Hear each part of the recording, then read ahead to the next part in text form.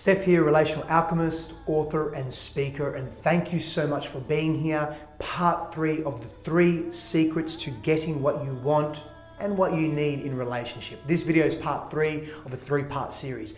If you've watched the first 2 videos, you're beginning to get an idea of how important it is to know yourself and know the other, and some of the processes that we must move into and move through in order to understand ourselves fully, to give fully, in order to receive fully, in order to identify, is there alignment in this relationship? So many of us move into relationship and we are not in alignment, we are not connected.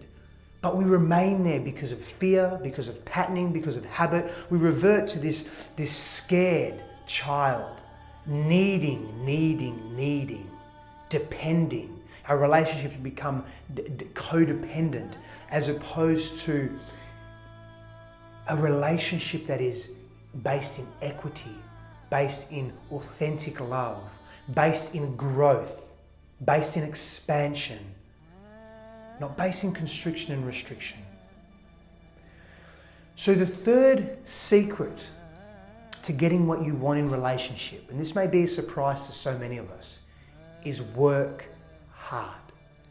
Be diligent. Work diligently. Anything worth attaining, worth embodying, worth having requires attention and intention, requires effort, an exertion of effort, an exertion of presence.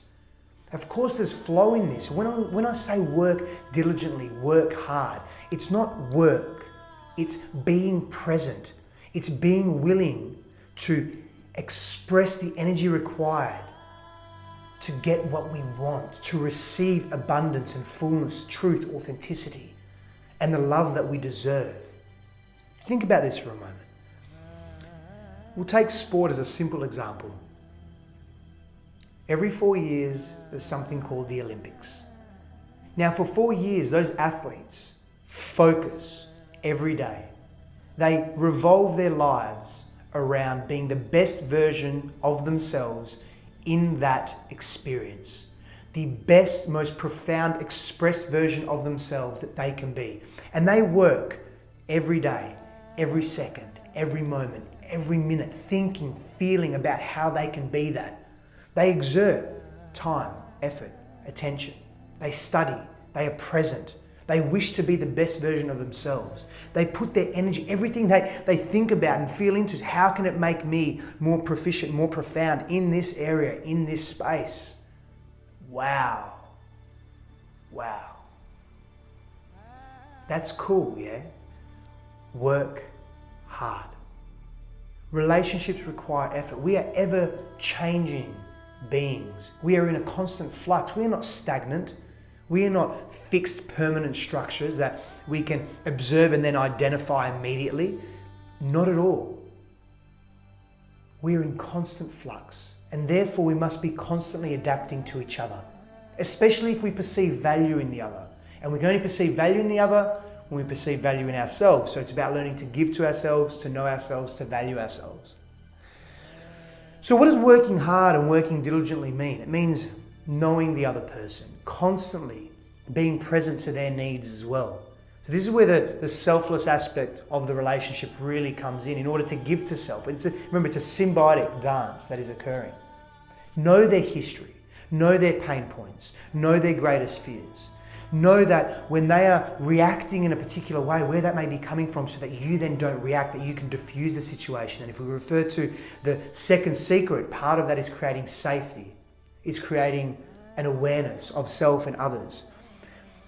Patience, practice, persistence. Be patient in your dealing in relationship with your own inner state, what you're experiencing when you are confronted with challenge or when you're confronted with difficulty in intimacy perhaps. Practice being loving, practice being present, practice giving, practice receiving, and be persistent and consistent in these practices. Because that's the work, that's where it's done. Practicing empathy and compassion. It is key in relationship to loving self, but also to loving others, is being empathetic to their needs, to their feeling state, to what they are experiencing in the here and now.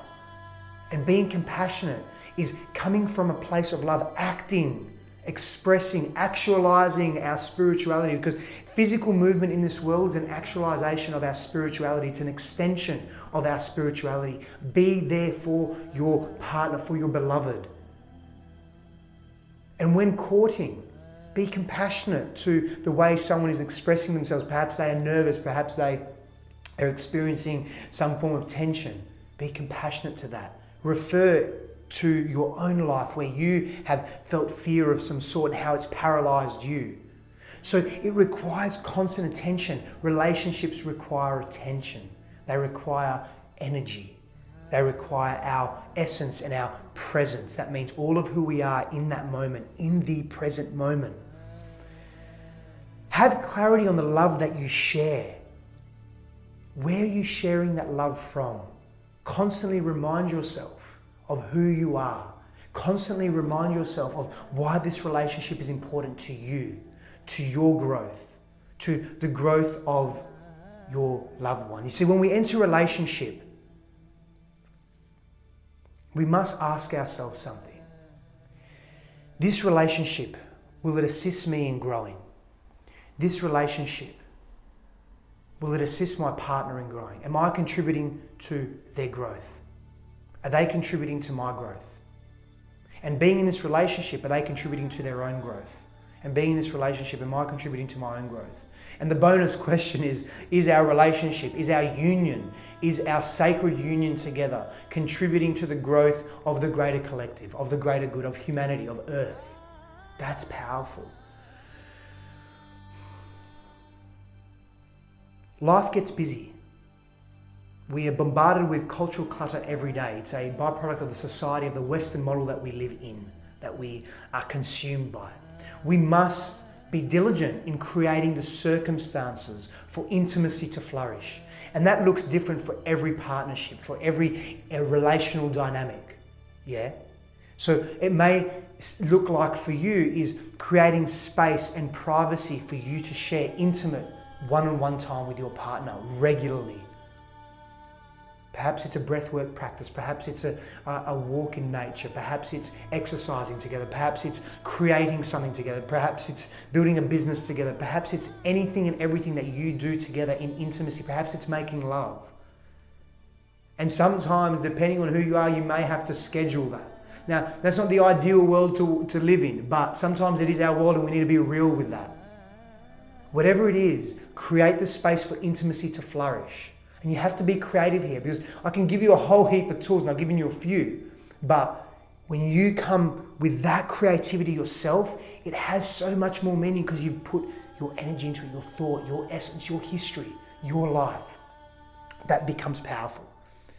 And lastly, when we're talking about and speaking to working hard and diligently, is eliminating expectations, eliminating rigidity in the relationship. Replace expectations with preferences. And the energy, the embodiment of that, and the essence of where that comes from, the meaning behind that, the drive behind that is, I prefer that you behave in this way because this is what resonates with me. But if you don't, I'm okay with that and I understand that. Of course, you have your non-negotiables in relationship, but not having expectations eliminates a whole heap of tension and friction and misunderstanding and doubt and fear. When we expect, we come from rigidity and constriction and fear. And we're placing our beliefs on another, and that's unfair. It's about communicating that. Come back to the second secret. Understand each other. Know your person, your partners, the person that you're with, their belief systems, the way they view the world. I'm going to love you and leave you. I'm going to say thank you so much for being here in this 3-part video series. For more videos, check out my YouTube channel, of course, Sifandos. Jump on my website. There's a heap of information there, sifandos.com. And remember, when moving an intimate relationship, it requires you to be there. It requires you to be present, fully, completely, deeply.